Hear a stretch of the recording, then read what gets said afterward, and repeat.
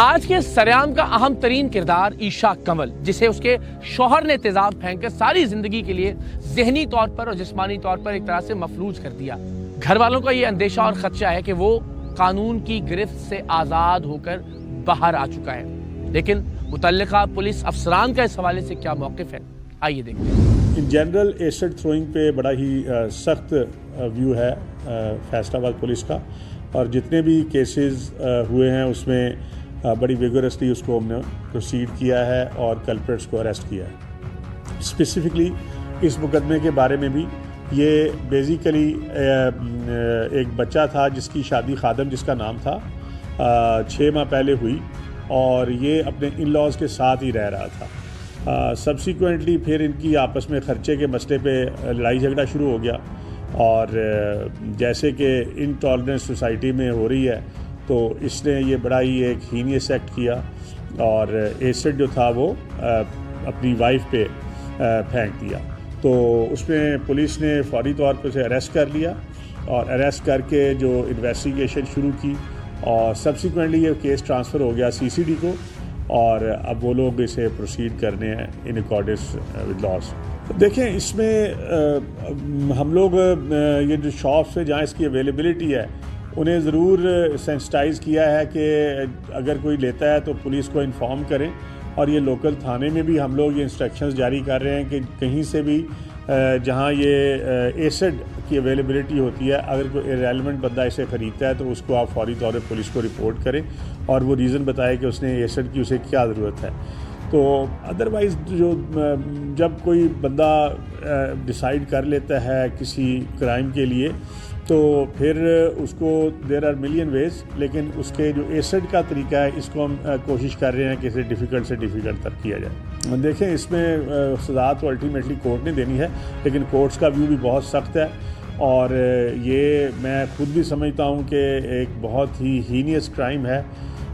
جس کے اوپر جتنی بھی سختی کی جائے کم ہے۔ تو یہ اس میں ڈیفینیٹلی پنشمنٹ ہوتی ہے ایسے کیس میں۔ اور میں اینڈ میں اقرار صاحب جو ہیں بہت ہی پرانے اور سیزنڈ انویسٹیگیٹو جرنلسٹ ہیں، اور ان کی ٹیم بھی اسی طرح انہیں سپورٹ کرتی ہے، اور معاشرے میں جو برائیاں ہیں اور جو سم ٹائمز جس پہ توجہ بہت زیادہ نہیں ہوتی، اقرار صاحب اس کو ٹیک اپ کرتے ہیں، اور ہماری توجہ بھی، ایڈمنسٹریشن کی توجہ بھی دلاتے ہیں۔ تو میں اس پہ انہیں سمجھتا ہوں کہ قابل تحسین کام کر رہے ہیں۔ پاکستان میں تیزاب گردی کے قوانین اور واقعات کے حوالے سے ہیومن رائٹس کی تنظیمیں اور سول سوسائٹی کے نمائندگان کیا سوچتے ہیں، ان کی جانب سے اب تک کیا کوششیں کی گئی ہیں، اور حکومت کی جانب سے جو کوششیں کی گئی ہیں انہیں وہ کتنا قابل عمل سمجھتے ہیں، ملاحظہ کیجیے۔ سب سے پہلے میں آپ کا شکریہ ادا کرتی ہوں ARY کی ٹیم کا کہ آپ یہاں تشریف لائے ہیں، اور Punjab social protection authority government of Punjab کا ادارہ ہے، اور ہمارا مینڈیٹ جو ہے وہ سماجی تحفظ کہ حکومت پنجاب کے جو اقدامات کیے جاتے ہیں ان تمام اقدامات کو یہاں سے چلانا ہے، ان کی نگرانی کرنی ہے۔ پنجاب میں آپ جانتے ہیں کہ بہت بڑا صوبہ ہے، تو یہ تمام اضلاع میں کس طرح سے پروگرام چلائے جاتے ہیں، کیا جو مستحق افراد ہیں ان کا پیسہ ان تک شفافیت سے پہنچ رہا ہے، تیزی سے پہنچ رہا ہے، اس کی نگرانی کرنا بھی پنجاب سوشل پروٹیکشن اتھارٹی کا کام ہے۔ اس کے علاوہ جو انتہائی میں سمجھتی ہوں کہ اس وقت ضروری قدم ہے وہ پورے پنجاب کا ڈیٹا اکٹھا کرنا ہے۔ ڈیٹا کلیکشن کا مینڈیٹ جو ہے وہ بھی ہماری اتھارٹی کے پاس ہے۔ اس وقت آپ جانتے ہیں کہ بہت بڑا سروے کیا جا رہا ہے جو کہ وزیر اعلیٰ پنجاب محترمہ مریم نواز شریف صاحبہ کا ویژن ہے، اس کے مطابق ہم وہ سروے کروا رہے ہیں۔ اس میں PITB کی ٹیم ہے ہمارے ساتھ، اربن یونٹ کی ٹیمز ہیں، یہ تمام ڈپارٹمنٹس مل کے پنجاب کے عوام کا سروے کر رہے ہیں۔ جب یہ سروے اکٹھا ہو جائے گا، یہ رجسٹریشن ہو جائے گی، تو پھر حکومت پنجاب جو بھی عوام کی فلاح کے یا پورے صوبے میں کہیں پر انفراسٹرکچر کی ضرورت ہے، کہاں پر ہاسپٹلز کی ضرورت ہے، کن جگہوں پر سکولز کی ضرورت ہے، یہ تمام چیزیں جاننے کے لیے اس ڈیٹا کو مد نظر رکھ کر اقدامات کیے جائیں گے۔ جی، یہ آج آپ جس پروگرام کی بات کر رہے ہیں یہ پنجاب سوشل پروٹیکشن اتھارٹی کا ایک بہت ہی نمایاں پروگرام ہے نئی زندگی. نمایاں اور خاص اس حیثیت سے ہے کیونکہ پورے پاکستان میں ایسڈ اٹیک وکٹمز کے لیے اگر کوئی پروگرام حکومت چلا رہی ہے تو وہ حکومت پنجاب چلا رہی ہے اور ہماری اتھارٹی چلا رہی ہے. اس میں جہاں کہیں پر بھی کسی بھی شخص پر تیزاب پھینکا جاتا ہے اور اس کی نوعیت جو ہے اگر وہ کرائم کی ہو, نفرت کی ہو, اور اس کے لیے ایف آئی آر جو وکٹم ہے جب وہ کرواتا ہے تو وہ پھر آٹومیٹیکلی ہمارے پروگرام کا حصہ بن جاتے ہیں. یہ پروگرام جو ہے ہمارے 7 برن سینٹرز میں چلایا جا رہا ہے, جس میں 2 لاہور میں ہیں, جناح ہاسپٹل میں اور میو میں. اس کے علاوہ ملتان کا سینٹر ہے, پھر رحیم یار خان کا ہے, پنڈی میں ہے, فیصل آباد میں ہے. یہ تمام سینٹرز جو ہیں یہ ہمارے اتھارٹیز کے اس میں ہم نے ان کو فنڈز دیے ہیں. جب پروگرام شروع ہوا ہے تو 200 ملین کا فنڈ جو ہے وہ جناح برن سینٹر کو دیا گیا ہے کیونکہ وہ فوکل پوائنٹ ہے. وہاں سے پھر تمام جو باقی سینٹرز ہیں وہ جڑے ہوئے ہیں اس فوکل پوائنٹ سے. اور اس کا طریقہ کار یہ ہے کہ جب تیزاب کسی پر پھینکا جاتا ہے, اس میں افسوسناک بات یہ ہے کہ جب میں نے اس اتھارٹی کا چارج سنبھالا اور اس پروگرام کو دیکھا تو یہ میرے دل کے اس لیے بھی زیادہ قریب ہے کیونکہ مجھے پتہ چلا کہ زیادہ جو تیزاب پھینکا جاتا ہے وہ خواتین پر پھینکا جاتا ہے. اور خواتین بھی ایسی جو کہ بچیاں ہیں, جو اپنی زندگی میں آگے بڑھنا چاہتی ہیں, جن کے زندگی میں کوئی خواب ہیں وہ اچیو کرنا چاہتی ہیں, ان کے آگے بڑھنے کو روکنے کے لیے, ان کی ترقی کو روکنے کے لیے جب آپ ان کو کسی طرح بھی نقصان نہیں پہنچا سکتے تو پھر ان کے چہرے پر تیزاب پھینک کر ان کے جیتے جی ان کو مارنے کے لیے یہ گھناؤنا جرم کیا جاتا ہے. تو اس میں زیادہ تر شکار خواتین ہمارے پاس آتی ہیں. ان کے ایف آئی آر ہونے سے ہاسپٹل آنے تک,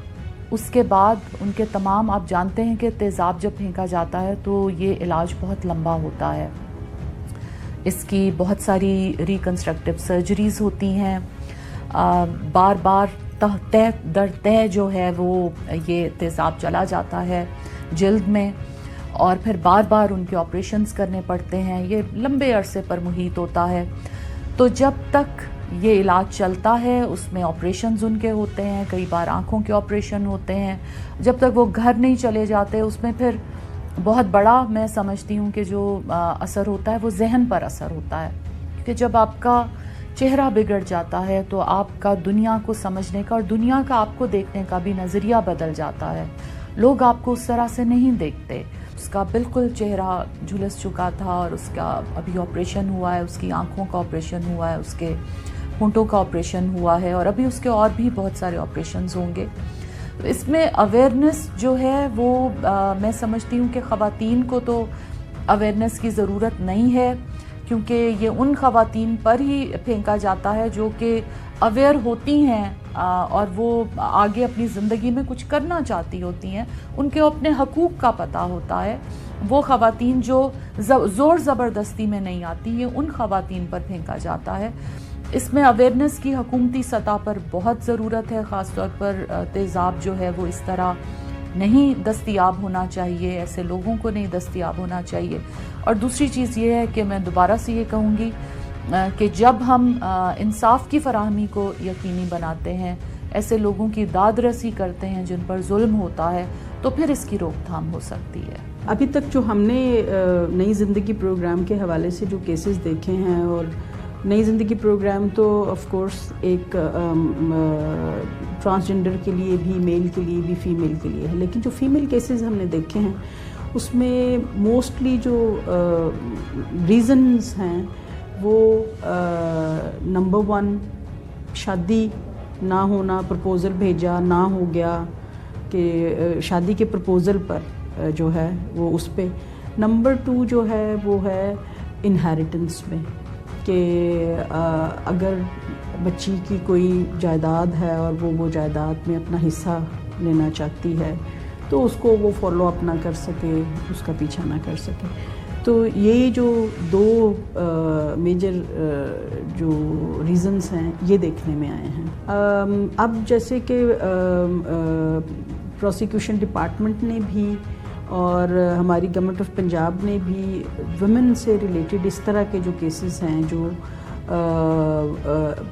نفرت کی طرف لے کے جاتے ہیں لوگوں کو, اس طرح کے کیسز میں اور ایسڈ برن جو کیسز ہیں اس میں